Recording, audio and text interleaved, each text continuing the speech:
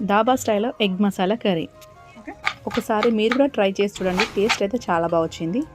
ముందుగా ఒక ప్యాన్ పెట్టేసుకొని దాంట్లో కాజు, బాదం, పచ్చిమిర్చి, వెల్లుల్లి, 2 ఆనియన్స్, టమాటో ఇవన్నీ వేసుకొని సాల్ట్ వేసుకొని మూత పెట్టి దాన్ని ఫ్రై చేసుకొని ఒక ప్లేట్లోకి అయితే పక్కకు తీసుకున్నాను.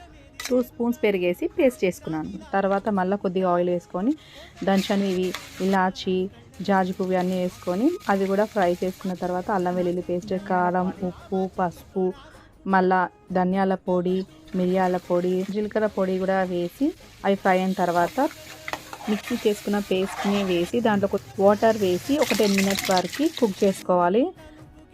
10 మినిట్స్ తర్వాత కొద్దిగా కస్తూరి మేతి వేసి పక్కన ఒక ప్యాన్ పెట్టేసుకొని బాయిల్డ్ ఎగ్స్ని తీసుకొని ఇలా ఫ్రై చేసుకున్న తర్వాత దాంట్లో కారం, ఉప్పు అన్నీ వేసి ఫ్రై చేసుకున్నవి అందులో వేసుకోవాలి. అంతే, ఎగ్ మసాలా కర్రీ. కర్రీని రైస్లో కానీ చపాతీలో కానీ ఎందులో